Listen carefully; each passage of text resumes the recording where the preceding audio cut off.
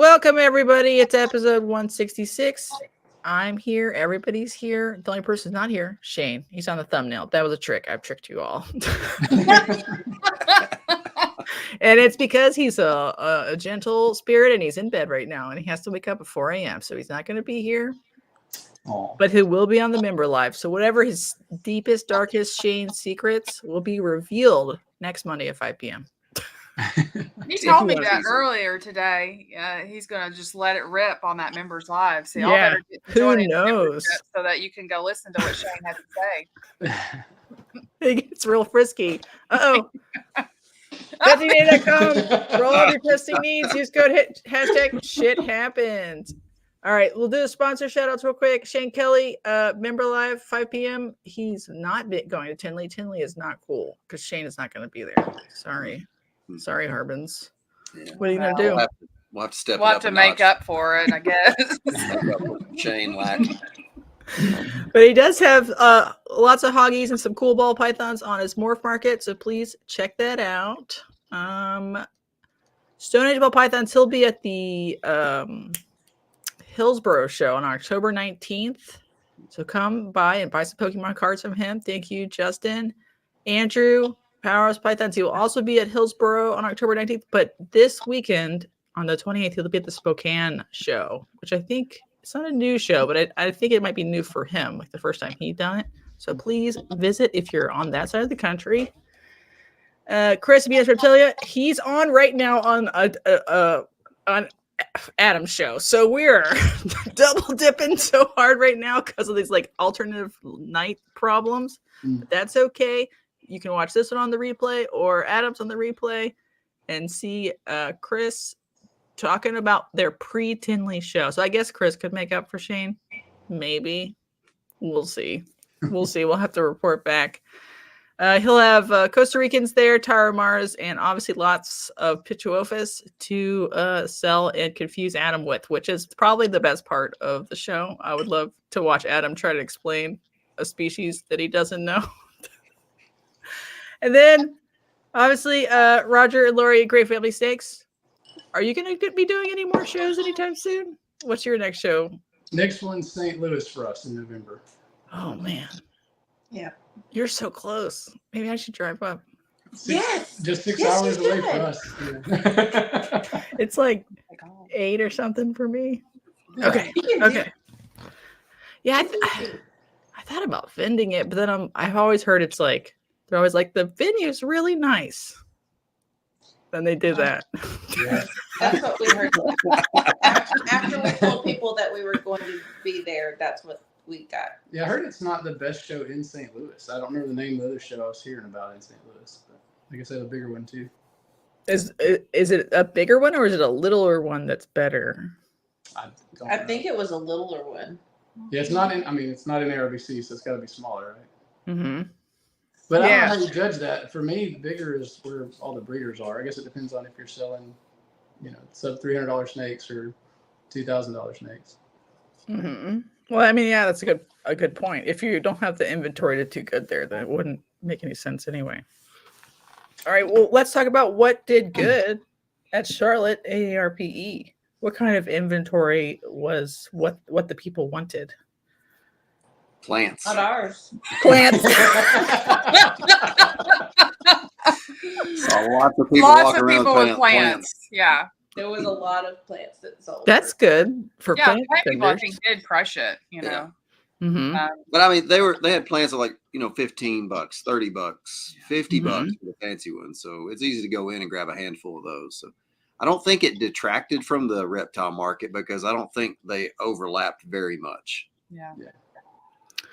Was it like, I heard the door was 6,500. It was pretty busy. I felt like it was busy for a first time show. And I mean, we did talk to a lot of people. We sold a few things. It wasn't like blow you away or anything, but was good. It was still, I don't know, it was fun. We had a lot of fun. Yeah. Fun's we good. Set up right beside Shane and Moose and Jenny from Nashville. So we had a good time in our little block. Mm-hmm. What was the drive for each of you to that venue? Ours 4.5 angry hours. Whoa. Like 4 hours of rage. Well, I mean, neither one of us were in a good mood going in Friday. He was being a dick and like on his computer trying to get stuff to go for work because he messed up or something. I don't know. And then that stupid van, you have to like lift your leg up to push on the brake. And so then I'm like this the whole time. He says I'm jerking around. I said, I'm not jerking around. I'm having to hold my leg up in the air to brake this dumb van. And like 78,000 people decided to like have wrecks on the way to Charlotte. So, I was gonna say, was that 4.5 hours? Part of the trip was just getting there. I'm sorry. That was 4.5 hours driving time, not a real 4.5 hours, I think, based on traffic. Yeah, that's not bad. Yeah. Ours was about 7 hours. Whoa. That's still the closest big show around. Yeah, that one and I guess St. Louis are the two that are sort of nearest. Whoa. Okay. Oh God, it's really hard because like I still think what they're doing is awesome, but then I'm like, is it too close to other stuff in that time frame? So all the high-end buyers have already bought stuff at Daytona or bought stuff at Bob's show, and then by the time they get to Charlotte, they're like, I already bought. I thought about that too, since it was the weekend right after Bob's. If Bob Boo was there, he was worn out because he had gone to Texas the week before his show too. So they were a lot. Yeah, so I don't know how. Like, it's almost like I know they want to do them twice a year, but if everybody's doing it twice a year, then you'll have something every weekend. Yeah, that was what I noticed too. Like, so we had some really good breeders there, but all of the people attending seemed to be just local, just like it would be here in Huntsville at the Pet Expo or whatever. They just looking for those $50 pets, asking what's a ball python, that was pretty much what we saw. That's what I felt like it was happening in Denver. And I think that's like powerful juju for someone who has 200 corn snakes because, hello, well, that's what I need. It's people who don't know what's going on. They want a first pet. But it just, I don't know how many high-end buyers are at each show each time, especially if their shows are back-to-back like that. I just don't know. So... Yeah, we pretty much had to sell to vendors if we were going to sell our stuff. Were you able to sell anything? Something? We sold just a couple of our double het male type situations. We didn't even quite cover our table. Dang, sorry. Y'all got to move up, didn't you? Like they moved y'all. We did, thank goodness, but it didn't really help us. The first day we were all the way in the back corner, but it wasn't too bad because we were right down a side aisle and you could see us all the way down there. I felt like we were seeing most of the people in the building, but the people that ran the show were awesome, like just really kind, and they were trying to do everything they can to make things work and make everyone happy. They did. They worked really hard on it. I could tell they really cared, like how we all felt about everything. I mean, they had that little Friday night vendors kind of gathering, and they bought us all pizza and drinks. I mean, that was like, they didn't have to do that. That was pretty awesome for them to do that. And then, there's always shenanigans going on where animals go missing or, stolen, who knows whatever happened. And, they were trying to go around and like make things right, I mean, really trying to make sure, trying to do their best they could to get the word out that there was these certain animals that were missing and stuff like that. I mean, I felt like they bent over backwards for us, and with what they could have control over. Yeah, I do too. And everybody I talked to said they were really advertising like crazy in Charlotte area. So we got a pretty good turnout for that city too. And it was a really heavy, like, I don't know it market. I don't know what we're doing here. We're just wandering around kind of group of people, or, you could tell they were shopping for first time snakes. Now, we sold the few that we sold were pretty much all breeder snakes. And so, they were going to other breeders. And so it made the bottom line a little bit better for us. We had one pet sale first time owner, but she still bought a Arctic albino Conda, hognose. It wasn't like a normal or anything. I mean, she still went full force on it. So it was like, I think if there had been a little bit more like general sales, it would have trickled up to the rest of the vendors that were there, as far as, you know, you go buy, you sell enough stuff and then you go buy from your vendor guy that you're wanting to get the next level up. I don't think there was enough of that for that huge trickle effect. So. Which is a shame, because 6,500, you would hope there'd be enough. I just think people are it's like a hard sell to get them to buy anything. The demand was there. I mean, we had just as many people pointing at our snakes and asking about them. Oh yeah. They don't have money in their pockets right now. Yeah. Just the way it is. Yeah. Well, I mean, I feel like this is sometimes the worst time of year to try to sell something, because you're done with the summer, so you've already blown all your money on vacation. People are already starting to think about the holidays. Unfortunately, this election is got everybody all, you know, freaked out and stuff. And so we're almost kind of like with the low market, all the timing, we're really piled up. We had Bob Vu's show not that long before, so maybe some of the traveling kind of people that would have bought there, or now they're wait, I'll hold out and wait till Tinley, I'll buy there, you know, like maybe we were in the middle of that kind of where we weren't getting those like baby breeder purchases, or even like upgrade kind of purchases we get from other vendors. So I don't know. I wish people would do 50 shows every weekend in the spring. Like if someone could make it perfect, I would be like, yes, please. Yeah. I'll drive wherever, because it's just like, it's better. Of course, 20 steaks, goodbye. Because the spring is awesome. Yeah. But then like up in February, like gangbusters. Like if we're at a show in February, like everything's gone, and it's just like I feel like February, March, April, we just don't see it like this. And that may just be a generalization, but overall, if you go back and look at our sales history, we always do a lot better in the spring than we do in the fall. That's because everybody gets their tax refunds. Right, but that's why, like, if you're going to launch a new show, I think, although, like, what the fuck do I know, right? I would just do spring shows for a while and then see if there's enough demand for a fall, instead of doing both of them right away. Because you know your vendors will have a good time. Yeah. If they're like pretty good, you know. And I don't know if it like I never talk to anybody directly about like their sales at the Southeast or anything like that. And I mean, I know it was busy that Sunday when I stopped by to visit. And maybe it wasn't much different, or maybe it was a similar kind of vibe. Maybe there was just more people there because it was Atlanta. I don't know. But almost like I see it as if they go ahead and do this first show in the fall, rip the Band-Aid off and say, let's get advertising started, and then get that seed planted in that area. Then by spring, maybe it'll be even bigger, because that is when we see bigger stuff. And if we already have that out there, like, hey, this is coming again, guys, maybe as a promoter, it was wise to go ahead and try a fall show and just see what happens. It's like the opening act for the headliner. Yeah. Good stuff's coming. I guess the only thing is, will some vendors not want to come back because they think it wasn't worth it? Yeah. I know people that sold nothing and are already signed up to come back. Right. They are like, I don't know what it is about Nick and his wife, I forgot her name. Sorry. They're like the nicest people ever in the earth. So like that part sells it. And they're so photogenic. I'm always like, do you guys sweat? Do you have pores? Hell no. No, they don't sweat. I don't think they sweat even one time. No. Sorry. Those, to ask her. You know what I'm saying? They're like, I'm like, wow. You guys are a breath of fresh air. Thank you. And Troy's nice too. Troy's great. Troy's hilarious. We had him stopped a few times and we were rolling. Yeah. He's funny.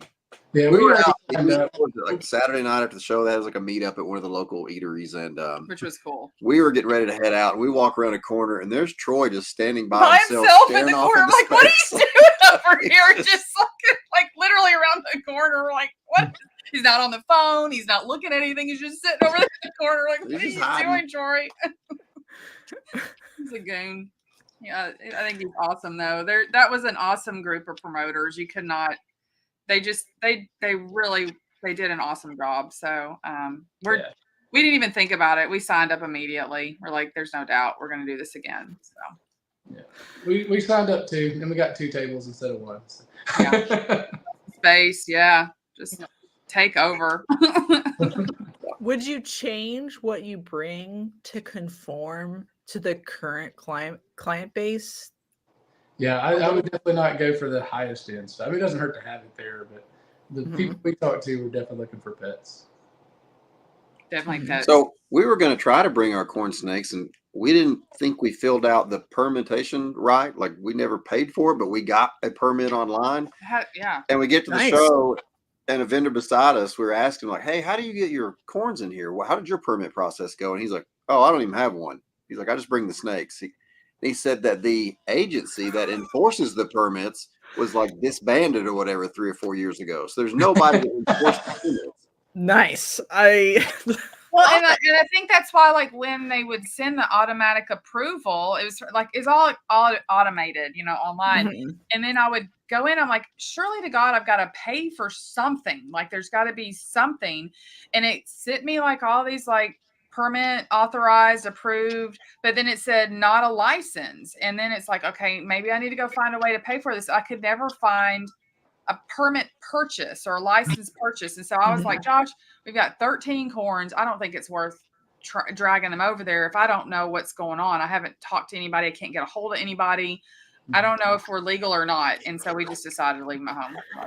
So the consensus is just no one enforces it, but it's still a law, and everyone just is free bullying with corn sticks. Yeah, but even I think, and I meant to talk to Troy about it, and he probably doesn't know either. I mean, I never saw like an updated information on the website because it kept saying, we'll get you more information about these species, and never got that. So I'm like, well, maybe they didn't get it because it's not really existent anymore. You can't find it. And like the website's still up, but it's broken. All the data that I could find was like old blogs that were years old. I'm like, well, I'm not going to go off some old blog on how to do this. And so I don't know. It was, we'll have it tweaked. We'll have it figured out by next time in case we still have corns. It seemed really laid back. I mean, at one point we were sitting at our table and a great big tortoise just came walking around. Wandering around. Yeah. Over on our side, they had this giant owl. What kind of owl is it? It was a brown owl. Whatever kind of owls are brown. Most owls are brown. But it was big huge. owl. It was just cool to look over and watch that. And then that guy that has Is it a great horned owl? Does it have like? No, it didn't have any horns. I took a picture with it. Because they said you could take a free picture. I didn't have to pay for it. That's even better. But I don't remember what kind of owl it was either. His name was Oak. So he's got his Facebook page and everything. Well, that one guy was walking around with that caiman, just wandering around with it, Yeah. He put it on the floor. I watched it run around a bit. Nice. There was a kangaroo. Whole group of kangaroos and the Cotamundi. Yeah. Oh yeah, that was cute. They were walking around with that a lot. And there was dog. There was some birds. That was a prairie dog. Yeah. There's just crapping everywhere. Just dropping little pellets all over the place. Living a good life. Everybody's betting on it. What about the parking situation? I know the vendors kind of got charged and then didn't. Does anybody want to fill in? Ours was free. Actually, when we first got there, it was amazing. We drove right in onto the floor. Some people were backing up to their table. It was a bit of chaos, but it was really convenient. Yeah, you could drive into the building. The building to unload everything. So that was nice. And then they had parking in the back that we didn't pay for.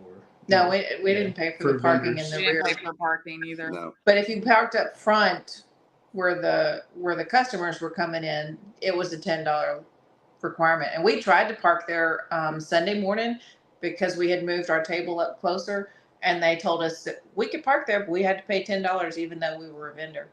Vendor parking was That's packed stupid too, with all the trailers and everything. Yeah, it was really tight back there. Really tight. Well, sometimes some people are like, making the guest also pay $10 for parking is not good because they're less likely to just even show up if they have like a family. Yeah. What do y'all think about that? But that's theory? a venue thing. Like, I don't know that that's something that Troy and them can control. Right, I know. I just mean like some people are like, you should only pick venues that don't have paid parking because that's gonna be crappier venue. Yeah. I feel like it's a better way of just weeding out the people that aren't really coming to shop. If they can't spend $10 to park their car, they're probably not going to buy the snakes that we're selling. They're going to buy a plant. Or they're going to buy a plant. It was interesting the first night, Friday, when they had the VIP stuff, because I went out to do something and came back, and I could barely get through because there was such a huge line to get to the parking lot. It was completely full. I'm like, oh my gosh, I shouldn't have left. It's got to be packed in there. And I go inside, and there's like 10 people wandering around the halls. So they shared the parking lot with some other venues next door too. Yeah. Oh. Is there like light rail or something, or a bus? Like if you were. Charlotte has light rail, but I don't. They do. I didn't see it. Yeah, I didn't see it near our area. I don't remember seeing it there. Yeah. Because sometimes it's like if you have a big convention downtown, it's worth like having your Airbnb kind of be far away and like walking or taking the bus, because then you're like it's not as expensive because you're not right by the convention center. It wasn't at the venue I thought it was going to be at. So it wasn't like right in the middle of downtown either, like where you could walk to like everything. The rest of Charlotte. You had to drive there. I don't know the Charlotte will have to explain it. I mean, I think it's about 10-minute drive from downtown. I mean, because we stayed at a hotel downtown, and it wasn't a bad drive, but it wasn't right there. You know. It was like on the outskirts. Quirky thinks that North Carolina already has too many shows, and he doesn't think that a bigger show would do good. But sometimes I'm like, the execution of the sheer amount of advertising is at a different level. Yeah. It's at a different level. But then I don't know if like the clientele is there that would want high-end snakes ever. Yeah. I don't know that. And I did talk to several people. They're like, yeah, we go to all the Charlotte shows. Like the people I talked to had no idea they were at a national level show or that there's anything different. Oh, okay. I don't think most people know that when they're local. I've asked people that before. Like, do you even know what show group you're with? Like, who the promoters are? And they're like, no. And I'm like, okay, they don't care. They don't care. They're going to go. The general public just doesn't seem to care about that. Which compared to Daytona, which was the first national show that we did, that was completely different. Everybody was flying in there who were breeders, all to hang out and buy expensive stuff. So that was very different. Yeah. Do you think that $250 plus electricity was worth it, even if it's just for future potential? Yeah. Yeah. Okay. I do. I think we both do. For us, I mean, y'all you read books, so you must. Even though I had to put up with a dick in the passenger seat, it was a short drive, and it was a pretty good turnout. And I think it's going to get better. We're going to sign up for at least 2 more shows. Yeah. We'll do the 25s and then make our call. You can't base it off the first show ever and then just one. You gotta give it a shot. That's what we figured. We figured being the very first show, give it another try, maybe 2 or 3 more, and see what happens, because people are just learning of it, and it may grow over time, or it may, And I think when it's headed by people, like Troy and Nick and Lauren and that group, they being vendors themselves, active vendors, have a different perspective, just like Bob with his. It's a different perspective, and I think they're not just promoting it to make sure that the vendors are happy. They know how to get it out there to get more people in, and so I think giving them a little time to get traction, it may not matter if there's a bunch of shows in that area already. It may end up being a more powerful show overall. And so I don't know. I definitely think it's worth supporting them, if anything. Yeah. I do kind of wonder what you were saying earlier, if we just have too many like national shows, because we're not going to have breeders flying out every weekend to a different show. Mm-hmm. No. We're going to just start getting local. And so the local shows here are $50 a table. So I do struggle a little bit with the $250 cost when it's so clientele. Although, I mean, there was more of them. So like I said, we signed up. We're going to give another shot. And my parents are there. So, it's a family trip. That's cool. Yeah. Mm-hmm. We didn't have to pay for a hotel. That helps. Andrew gifted 5 memberships to 5 people in the chat. So congratulations. You get to hear Shane saying whatever thinks he's going to say on Monday. Tune in. I'm just going to have to watch. I'm going to have to heckle. It'll probably be like totally nice and normal, but I want to like build it up. Yeah, Shane made me feel bad. Like, we would keep talking about how we want to get better at social media, and it seemed like nobody got within 5 feet of Shane without getting a selfie made with him. Like, I didn't get a selfie. Yeah. Oh no. He's so good at it though. Like, he just immediately like knows to take a picture. I'm like, how does his brain do that? Like, he's actually trying to train us, and we suck as students. I'm like, Shane, I'm sorry, we're so awful, because we both have kind of decided recently that we do better in person with people than we do like internet interaction, and so we're trying to do all these shows, and I think we're probably maybe a little excessively focused on shows right now, but it's where we both feel comfortable because we barely know how to turn the Instagram on. And so it's like, it's not our jam at this point, but we're trying to get better. I think like I've been trying to do a lot of shows this year, mostly because online sales have been slower and people are just like, this is the only $50 I have. I can't pay to ship whatever. True. So like, I'm going to go to the show. I'm going to get one baby ball python and the little cage, and I'm going to be happy. So like, that's where the customers are right now. So like, after the shows we go. Yeah. I think it's a good balance to meet people face to face, and then put a lot of these internet names to an actual human being with a pulse is kind of nice. Yeah. I think both ends pay. I don't think you could, I do know a lot of people that are successful at online only, but they do vend a few shows just to keep their name out there. Yeah. Mm-hmm.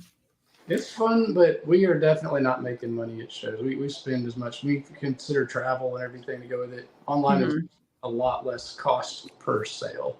Yeah. There's a lot more time wrapped up in an online sale, though. Running around shipping it, that you're probably going to have to send 78 text messages before they actually Only if it's $100 snake. If it's and it's those are the ones that you're like, oh god, and those are ones you got to take to the show so you can spend 30 minutes with these people to make $100. Yeah. But absolutely. I think there's positives on both directions, and I feel like during that time of like when there's not as many shows, we don't go to as many right in the middle of summer, and we definitely don't go to many over that winter period and holiday period. We'll probably hit our online stuff heavier at that point just to try to promote things. But right now we're both enjoying going to shows because we're also getting to meet people in different areas that knew Tom. Like, I don't even know how he knew people over in Charlotte. Like, we had people come up, we bought our first snake from Tom. I'm like, we've heard that, like, I don't know, 50 times in the last couple of months. I'm like, he never even came to Charlotte area. Like, how did you buy a snake from him? A half dozen people tell us that. I'm like, that's I'm surprised how many people recognize us from the holdback rack. Yeah. Wow. They don't recognize me. So that's every show we go to. That's pretty cool. You need to get a sign that puts on your table says "as seen" on the. It'd be worth it. Y'all need one of those, Jessica. Come on. I'll get one of those little like retractable ones that we put like there you go. I'd fly that. Heck yeah. Matter of fact, I was going to tell you, Jessica, I think you helped me get those Eastern Sanzinias I got yesterday because talking to them, he's like, "Hey, I know you from the holdback rack." I was like, "Was it AJ Serpent?" Yeah. Exactly. Was it AJ Serpent? AJ, yeah. He's in the Discord. I keep telling him, I'm like, AJ, you should like post about these more because you're like a relatively successful breeder. And he's like, okay, he'll post once he disappears. He's just doing his thing. Yeah, we talked for a couple hours. He's been doing it for like 40 years. Yeah, he's a fucking expert. And I'm like, I want to get him on, but I don't think he gives a fuck about like talking on the internet about snakes. He's too busy. But like, respect. I'm so glad you got those. They're very cool looking. Yeah. Oh, I've been glowing all day. Yeah. That's another reason to go to a show is to like make a connection that could get you breeding stock or something that is from a person who isn't that accessible online or whatever. Yeah, that was coincidence. Actually, I didn't meet him at the show, but I did get him. Okay, sorry. At the show. So I got an Xanthic Desert Ghost that from Bob at the show. So I was glad I went just for that.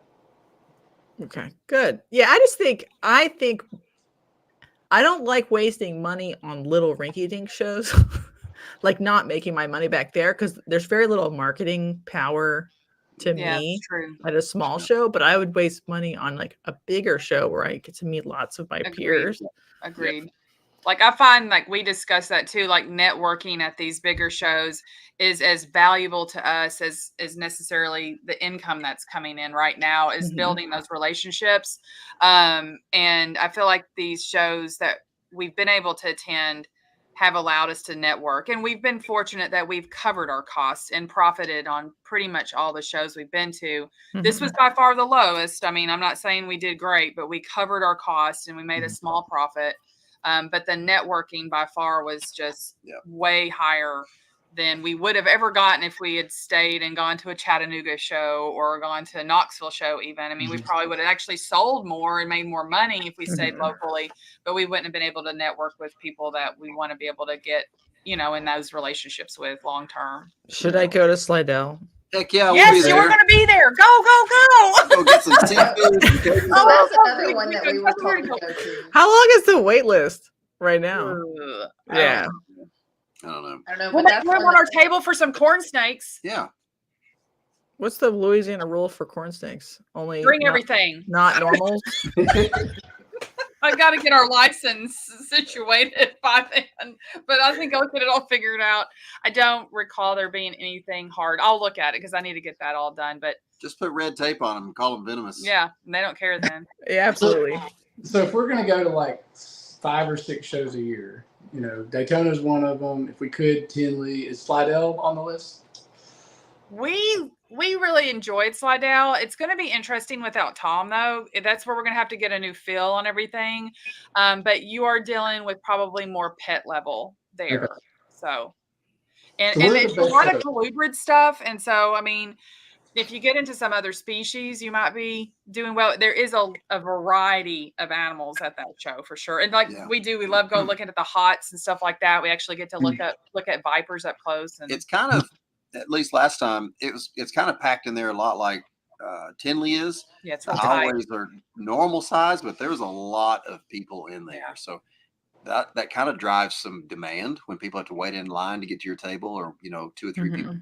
But we sold corns, your dad's corns and hognose there mainly. I mean, there was a few ball pythons sold, but it was like pet level ball pythons. So it wouldn't be really one of those to put on your high end probably list. Andrew says only need a fishing license.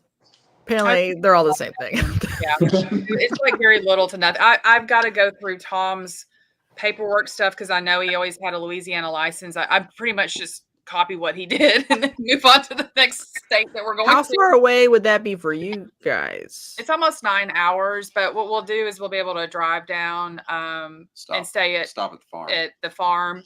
And probably feed a bunch of animals that Friday morning and then drive on in and set up that afternoon. And so I'll let you sit in the dick seat this time. I don't know if I can do as good at him at being like that. Roger and Lori, how far away would it be for you? It'd be about 5 hours, I think. Oh, that's fine. That's not too bad. That's not bad. I think setup starts like at 3:00 that Friday afternoon. So it's like you could get up that morning and drive in and set up. It wouldn't be that bad. I think it's like 10 hours or something for me. It's fly in. We'll come pick you up at the airport. Fly in. I gotta sell corn snakes. I'm still putting up clutches of corn snakes. They're still hatching more and more. And they come out of the woodwork. And I'm like, where did these all come from? I wonder what I paired together here. What happened? Oh, and I blew a ball python clutch yesterday. It's like, it's year-round breeding for me now, buddy. Yep, that's what we're doing. We've got benefit clowns pipping today or tomorrow morning. They're just right there. Yeah. So I guess you guys are doing St. Louis.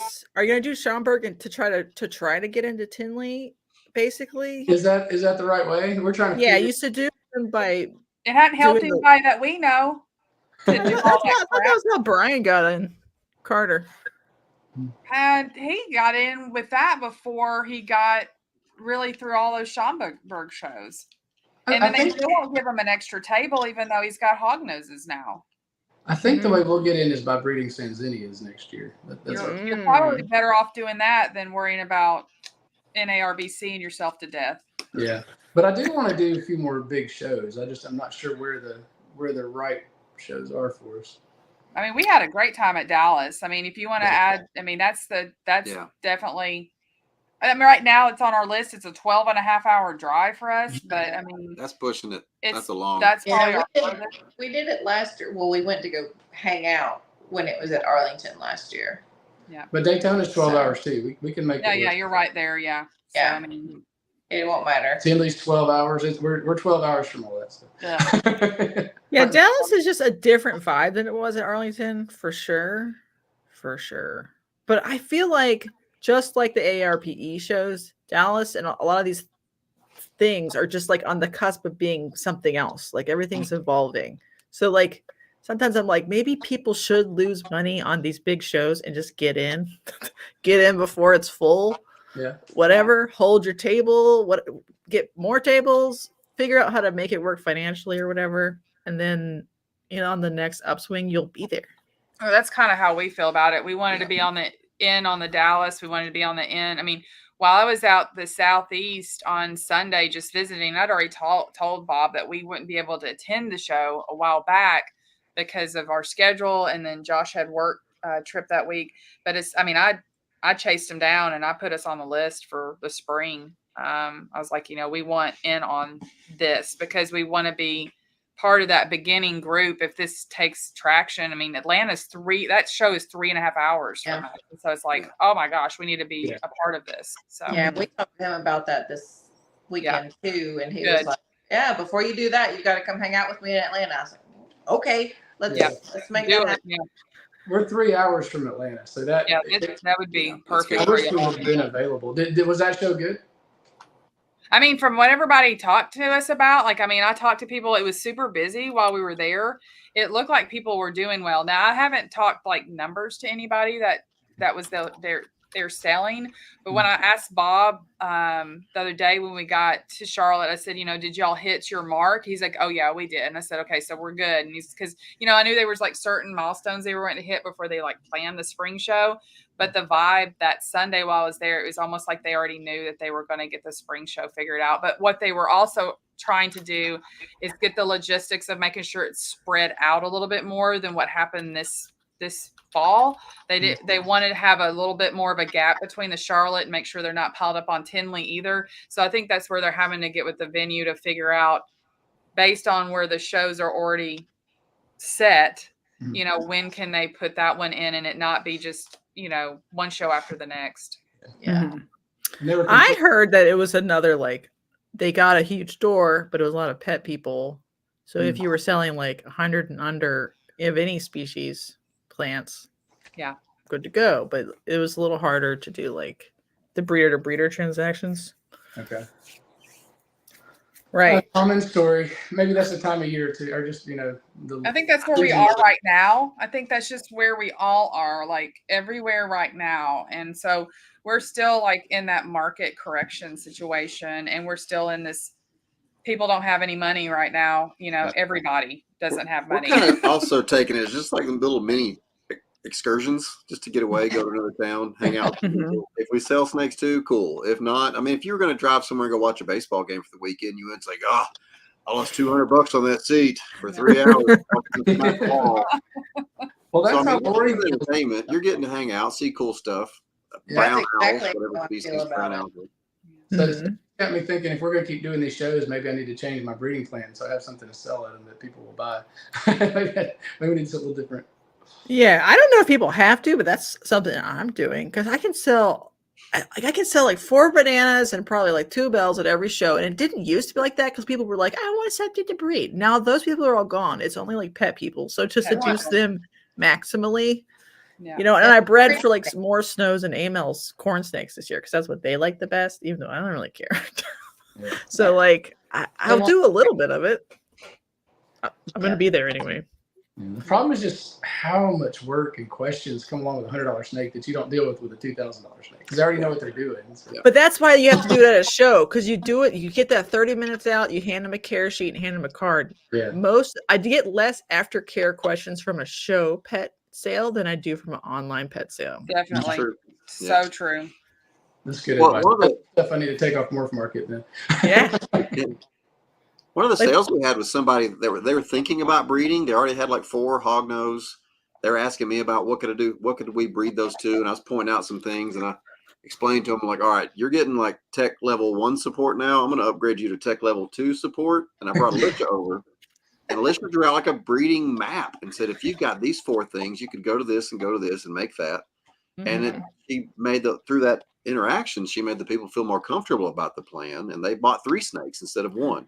Ooh, nice. Good job, Alicia. So, Right. Way to close. We had time. Well, you know, they were down in themselves. They were like, well, I know we got kind of crazy and we just bought random. I said, you didn't buy random. You bought what you liked. I know exactly what you like. I know how to help you make more of those. Let's do this. And I mean, they didn't buy junk snakes either. I mean, they went full force. I mean, I gave them options. I gave them like expensive option, cheap option, kind of mid-range option, a sherry option. And they just went bam, bam, bam. Let's get the 3 big ones. I'm like, all righty then. Let's do it. That was great. But it'd been hard to have that discussion online. Yeah, that would have been impossible to do online. So only a face-to-face. So I mean, to me, it's worth it for that connection. Like those will be people we'll be seeing in 2 or 3 years, selling across the aisle from us, and I don't know. It's like investing in the future of the hobby, I guess. Yeah. I had a show this weekend, and it was fine. It was like profitable. But like I had a lot of people like, I'm really into tri-stripe. I'm thank God you have het tri-stripes. I can't buy them because I'm literally poor, but I will try to visit you later. And I'm like, oh, thank God. Because there's very few after show sales currently for me. I'm just like, where are my like little baby breeders at that want project animals around me? No, they're not here. It's mostly pet people, but I keep seeing some of them. I'm like, please stay, please. You don't have to buy anything today. Just don't leave. I love you. I had an after show sale today that I just exchanged a couple of weeks ago at a local show. You know, everybody was like, "Oh, you're local. You're like right here in the city." I was like, "Yeah, I'm right here." So they took my card, and they were debating to get their daughter a first snake. And he emailed me a couple of days later. He's like, "Okay, I've ordered everything. And once it comes in, then we'll come and pick up the snake." I was like, "Oh, okay, great, fantastic." So he had snakes when he was a kid, and now he's getting his daughter her first snake. And they were super excited when we dropped it off today. Yeah, so she had to drive across town, do 2 weeks of back and forth via email, and it's a $40 snake. I did. They are. It's okay. Yeah, that stuff doesn't bother me. It bothers the mess out of him, but it doesn't bother me. We're just like, I don't want to breed more of those. That doesn't seem like a good idea. I guess not. And then sometimes you get like scary messages 3 weeks later, they're like, it hasn't eaten in, and you're like, what did you put it in? And it's like a giant heat lamp on a 10-gallon, and it's like running, and they're like, he's so active and playful. I'm like, he's running away from the 95-degree ambient that you put this ball python in. And then you're like, it's okay. But to me, there's still less touches with the customer at a show for that price point animal than online, because you could get messaged 10 times with like ghost messages. I'm getting ready to pay, you invoice them, they say no. 200 under, show only, please. Unless it's like a high-end corn snake, which is not that high-end, by the way. It's $200. So okay, what about the AC thing? That was different. Gosh, it was so hot. Yeah, it was really, really hot, bad. Yeah. I heard that the venue didn't want to turn the AC on or like to cool it down. They were trying to save money and make y'all suffer. What do y'all think of that? Well, that's rude. Yeah. That's just rude. It wasn't their fault. They were trying to get them to like bring it down, but they were like, it could be that venue. I mean, the promoters were awesome, but that venue could use a lot of work. I don't know if y'all went to the snack bar at all. They had like a menu up there, and none of it was for sale, but they had other stuff for sale, but they didn't know how to make it or what it was going to cost. And it felt a lot like my kids over there trying to snack bar. Yeah. Man, we gave up on the concession stands a long time ago. We pack our own little cooler and backpack thing. We do it behind the table because it's just not worth standing in line for an hour or somebody having to leave the table and trying to figure out what they're even going to have there, if they're going to have anything at all. So, I mean, I did break down on Sunday and go get some ice cream or whatever, Dippin' Dots. But Dippin' Dots. Yeah, I did get that. But I mean, I don't know. I mean, I never even talked to Troy or Nick or any of them about the AC. I just kind of like, I don't know. We just powered through it, sweated a little bit more than normal, but I don't know. I never heard like what the story was. So maybe they were holding out on AC, but I don't know if facilities charge for air conditioning. I know they charge for electricity, but maybe it was more like they needed maintenance to go somewhere to change it, but maintenance wasn't there and they didn't feel like calling maintenance to go change it. And they were sort of stonewalling. And so like it was one of those things. maybe. Who knows? I don't know. We never got a story about it. Mm-mm. But it sure did feel good when that AC kicked on. Mm-hmm. Yeah, it did. Like, wow, that's much better. Yeah. Did you think there was too many vendors for the clientele, or do you think the number of guests was correct, but like maybe there was a mismatch in like inventory clientele? Was that the only problem, or were there too many vendors? So I know it's a big facility, and I'm like, oh, it could but it wasn't even filled up. I mean, Right. they didn't fill it up, and because they had that little educational area in the back, and they had some seats and chairs in the back, and I think to me it seemed like a variety of vendors. So yeah, there may have been a lot, but there was so many different things to look at. There were a lot of ball python breeders, but there was also a lot of other stuff. You know, it was not just ball python breeders. And the first day when we were all the way in the back, that map changed like from the time that we saw it until the day before, until the day of the show. Yeah. They were still letting people in. So I think they wanted to fill it up, and basically gonna give anybody a table that wanted a table is kind of the impression that I got, because we just kept having people added. Mm-hmm. But yeah, Did you ask to be moved? No, they were. So they kind of offered, because there were some people that didn't show up on Saturday. So towards the end, when they came to talk to us about, you know, how we thought the show and stuff was going, we kind of mentioned that, you know, we were in the back corner, and they're like, oh, well, we didn't have somebody show up. So there's a table up front that has one spot, or there's a spot that has, you know, 2 tables available. And we're like, well, let's go see. So Roger went and saw, it's like on the very, you come in the door and it's right there, like the 3rd table down the lane. Like, okay, that's great. You know, let's give it a shot on Sunday. But they came by our table at least like 4 times to say, is everything okay? Are you guys enjoying the show? Is your spot okay? I mean, they were really trying to take care of us. Were the circles there? Circles. Mm-hmm. I don't know what that is. I know they're going to Colubrid Fest, Quirky, but I don't think they were there because they're from Ohio and they're like 8,000 years old. I don't think they're. They are like an Asian colubrid. I didn't see that there. I don't remember seeing them, but also we're really bad about not coming out from behind our booth. We're like booth. Oh, yeah, me too. Yeah, we're very much booth. Yeah, we just sit there. We don't even go to the bathroom or anything. We just sit there. That's like the only time that I leave, was to go to the bathroom or to go get me some water from the concession. Yeah. Was there something missing? I know you didn't get to walk around that much, but you're like, man, there needs to be more frogs. I don't know. U.S. Ark auction, maybe. I don't know. Oh, yeah. I mean, I didn't see a lot of corn snakes. I honestly didn't. No. There was a couple people here and there scattered with a few corns. I guess I would have expected more like colubrids like that in that kind of category. I didn't see any bull snakes. Did you? Was there any hognose? Competing hognose vendors? Oh yeah, there's several hogs. Yeah, there was a few. Yeah. There's a lot of balls. They said that they had, 20 something people on the wait list for balls.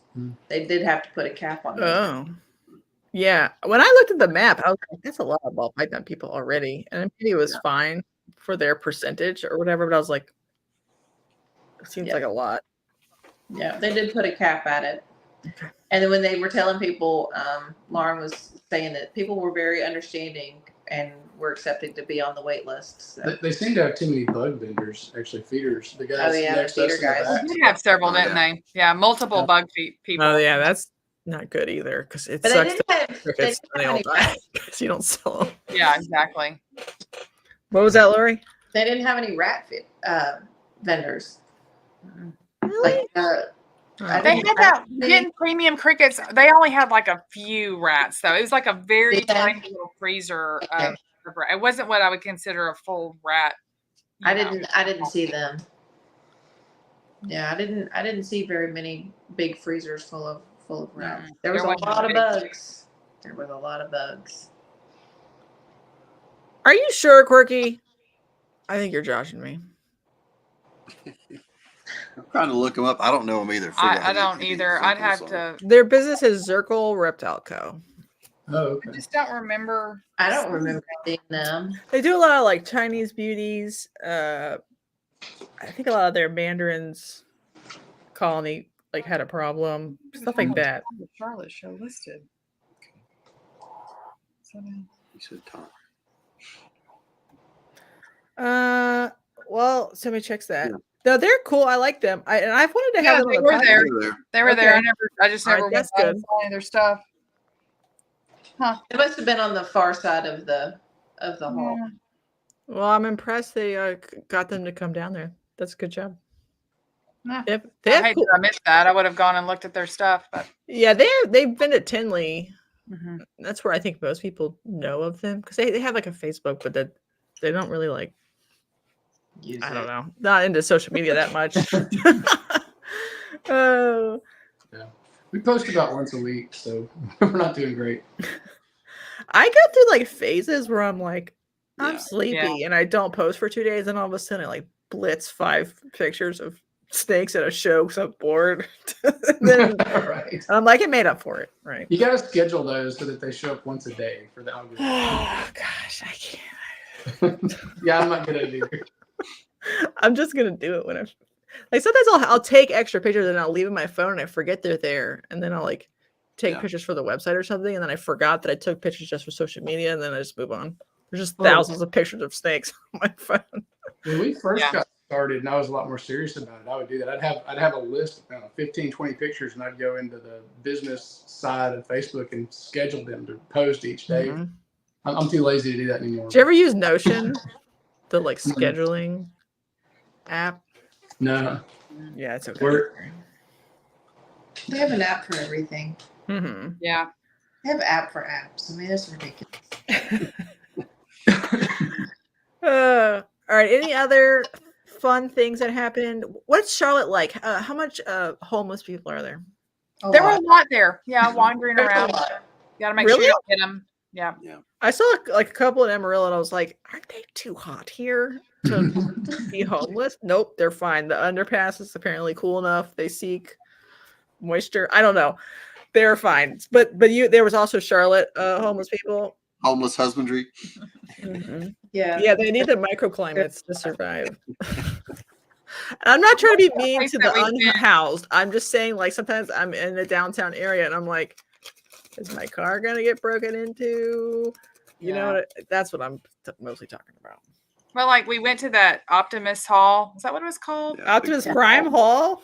It was. I was like, yeah, it seemed like, I don't know. It was like a weird name. I remember thinking, like, is that like a room at a building? But anyway, that was a really cool place that they kind of encouraged us to go Saturday night, and all kinds of different like little eateries and this big complex, places to sit around and kind of hang out and talk. And so that was pretty neat to go do that. Yeah. So I'm kind of looking forward to hopefully like that be kind of like a normal that we go to. Inner 7-year-old broke loose and got ice cream for the first course. I know what I want. I had a migraine that afternoon, and I finally was getting over the migraine, and all I wanted was ice cream, and nobody could supply me any ice cream that day at the show. And so I was like, when we got to that building, I saw gelato, and I'm like, I'm gonna go get ice cream. Yeah. Okay. And I'm like, I can eat what I want. The gelato. You had a migraine at the show? Yeah.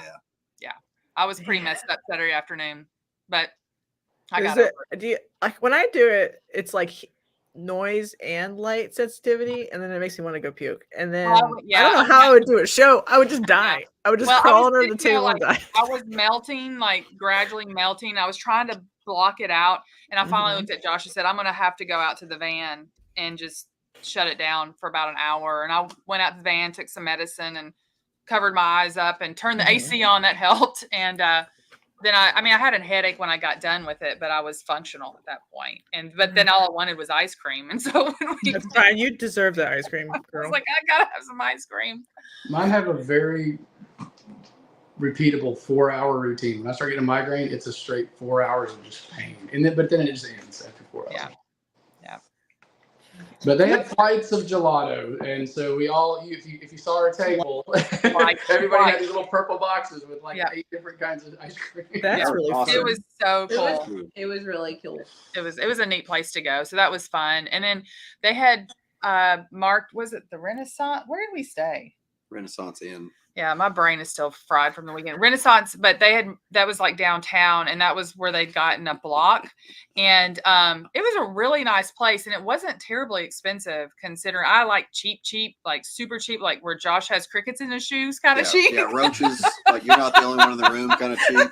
Yeah. And so I accepted the price of this place, and it was a really nice location to stay. So Yes, especially, gosh, sometimes like a southern walkable city that's not too hot because it's like spring or fall.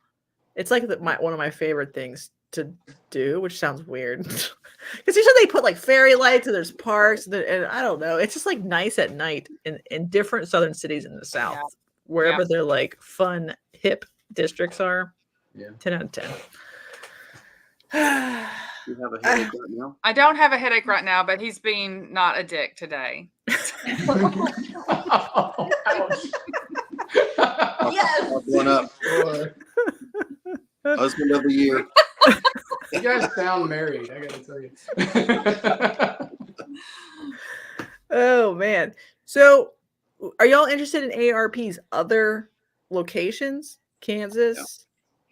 Well, I mean, we're not going to do Colorado for obvious reasons. We have hog noses, and so that's just not going to work You out. could ship all those 13 corn snakes there. We'll make some big old bucks. We're not. Kansas City is, again, it's just way too far. Now there is speculation of Nashville, so that would be great for Gray also there. Y'all could make Nashville happen.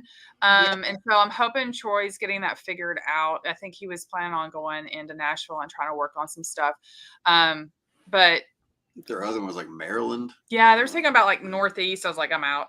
But the Northeast needs a big show desperately. they do, but Like, who there are like up there? millions of people really close together, all within like a drivable corridor. And there's an Amtrak that goes from New York to DC. Like, I just got back from a business trip in Chicago. I have no desire to be around that many people for a long time. That was too many humans in one place. The air smelled like poop. There were so many humans. wow. The unwashed masses, Josh says no. No more. He brought some nasty Chicago crud back that I think he's just now getting over. And that's been like 4 weeks now. Yeah. It's like, I so was gross. gonna say the Charlotte show, you always have those people that go to conventions that have that funk. Yeah. I didn't get any wafts of that at Charlotte, which was really nice. Yeah, it was nice. You didn't hear a bunch of horking or anything like that. Yeah, that was great. It's because it was like normal people who were enticed in because for a family fun day, not actual reptile people. Maybe, but it was different. It was good.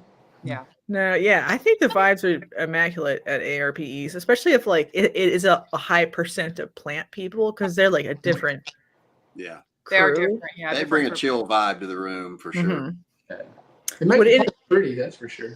Yeah. Would anybody want to bring and vend plants to accompany the snakes that you're vending? No. I kill plants. They die under my care. Okay. That's what. Yeah, if it doesn't bleed, I can't deal with it. And if it doesn't rust or splinter, it will not survive under him. So, I mean. Dang it. Yeah. What were you saying, Lori? Beauty and the Balls, they took They did it, didn't they? Yeah. Did they do good?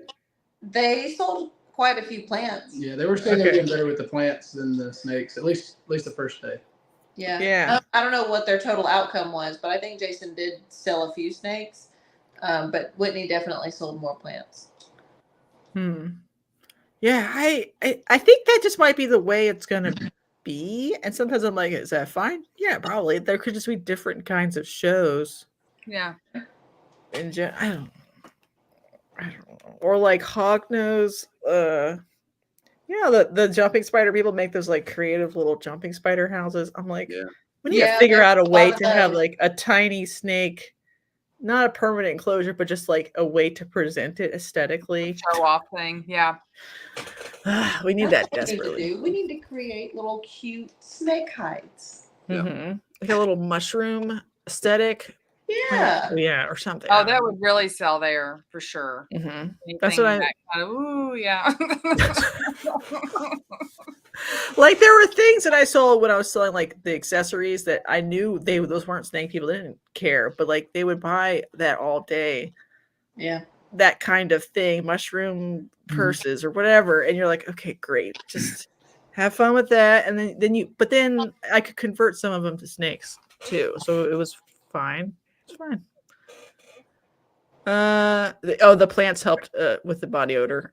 That's the secret. That is the secret. Oh man. I learned that my new deodorant didn't work. So. Oh no, that's a bad. I wasn't going to go there. I was the stinkiest person at the plant show on the Friday. All right, We it's are been gonna about. start packing like a miniature fan for shows. Yeah. It's every Have now you and ever then we get like an tried this, aesthetic like, one. Neck collar ones that Yeah, sort we of saw blow it. people wearing those. Yeah, and that might be good for like loading and unloading, just while we're like sweating really good. But then if we're gonna have a fan in our setup just to circulate air, and we're just stagnant. Like a little cheap $20 box fan from Walmart would be enough. Yeah, that's a good idea. We definitely needed it Saturday. So. The biggest problem we had bending there were those acrylic cages with the little locks on them. And our snake kept sticking his head up there, getting stuck and pulling it out. So I've got a couple of snakes now, 4 of them that are missing scales on its head. Oh my gosh. So I feel like there's a 3D printing solution here that we can put on there and block that hole. I've had that request a few times. Well, I mean, Okay. you For cut out ARS. pieces that you glued in there. I was going to make actually it'd be better just to glue acrylic to acrylic. And I was going to make some little cubes to just block that space. That would work. Your old Harbins can do that too. Sunday he modified some little creamer cups From the coffee shop. from the concession Shoved them in there. and shoved them on there. Yeah, I cut a hole and just stuck them on the little, metal. Yeah. Yeah. It worked. Most inventions like Concession the on the fly goblet. But whatever. Yeah. I like to MacGyver some things. Yeah, I Were like those the- ARS racks or No, these were my displays? DreamWorks. They're- Oh, Dreamco's? Yeah. Yeah, I have them too. It's the worst. Yeah. I mean, they look great, but their locks are too big. So my next level displays have much smaller locks. There's no snake getting its head in They there. can't get Yeah, their head in there. the way I've seen it corrected, it's just like a piece of like relatively pliable clear plastic tubing. And so then it'll sort of deform to the shape when you close it and then like open up, and then it doesn't like affect the way it looks that much. I'm just about to throw them in the trash, to be honest, and get ARS because everyone's like, "Are they dying?" I'm like, "No, they're just like sitting there. They just need to reverse or go forward." Oh, yeah. It's a corn snake. It's snake not is stuck. Yeah, they always like to say that it's stuck. It's like, it's not stuck. Right. I'm Yep. watching it. It's fine. I said that so many times. So many times. Oh, look, he's trying to escape. Yeah, no, they're not. It's right. okay. So that's why I'm like, I just throw them right in the trash. We should play into that. Oh, thanks for saving this snake. You can have Wow. 20% Yeah, discount. you should rescue him. He must really want to go home with you. That's what we kept saying. Yeah. Oh man. Yeah, Dream goes out of business, by the way. So we all know why now. Just saying. I think that was part of it. All right. It's been an hour. Would you recommend people attend or vend the show? It would be an amazing show to attend. Like, I mean, for sure. All the great breeders that they had there, and it wasn't overcrowded. No. People were ready to make deals because we weren't selling anything. It was a great Yeah. show to attend. All the breeders should go there in the spring and see us because it's a great show to attend. Yeah. How was real quick, like the airport to convention center? Like if someone were to Uber or something, is it expensive for like flying in people? We all drove in.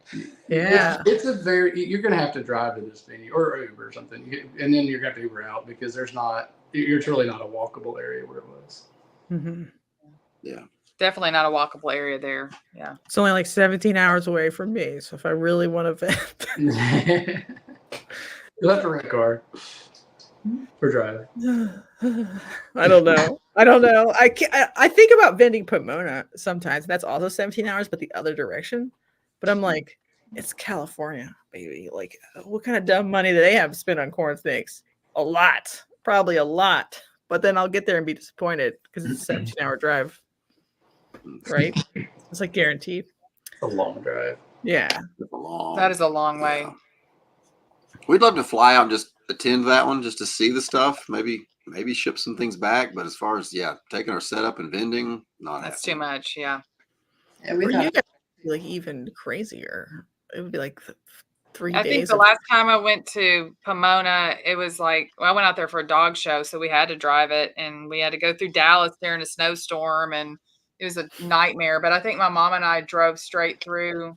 We stopped for like 5 hours and slept, but it was like 36 hours or something like that, driving with a nap in the middle. It's not something I'd recommend. So how do you do that? How do you guys do it when you're driving and you got to stay overnight? Is everybody just bringing all their snakes into the hotel room? And we do. Depending on the weather, like there's always been a few times like it was like 72 degrees outside and we just park right. That's why we stay at roach motels that we can pull right up to the door. And so I very specifically like locale, and I'm like, I get the handicap room and everything. Like we can pull right up to the door, and then we just unload the snakes in. So that's exactly what we did. It was great. $40 a night, clean, had breakfast. She's like, no, it's not I need an embassy. No. I'm like hotel girl. Like snake cases are very suspiciously like music cases or equipment cases. I just told Josh, I said if they ask, it's artwork. It's got art So when we came from Washington to Texas, we had 3 hotel nights. I brought them in every night because it was kind of cold in Colorado or wherever I don't even remember, Utah. Just brought them in. It's boxes. Yeah, they're boxes that just sit there. And they're expensive. Yeah, I don't want somebody to steal it, so I just bring them in. Like when we were driving back from Dallas, we stopped in Little Rock, but the weather had kind of shifted, and we got out, and I was like, "Holy crap! It's like 50 degrees." It's like, when did the temp drop? And I said, "Josh, we're gonna have to bring the snakes in. I'm not leaving them out in 50-degree weather because it dropped down to like 48 that night." And but I mean, it takes us like 5 minutes to unload them right there when you park in front of the door. It's not that big a deal, right? There's a lot of truth to calling it artwork too. It is artwork. Yeah, I'm not lying. That's right. All right. You should never lie. Don't Everybody, lie. Change the words around. All right. I'm glad it was good. I think it's going to get better. I honestly do, because they're so earnest and thoughtful about everything they're doing, and I think that means something in this world. I swear it does.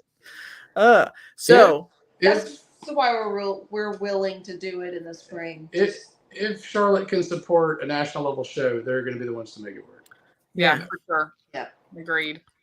All right, excellent. Thank you, everybody. Thank you, chat. We had a lot of people here listening to what happened. I'm glad.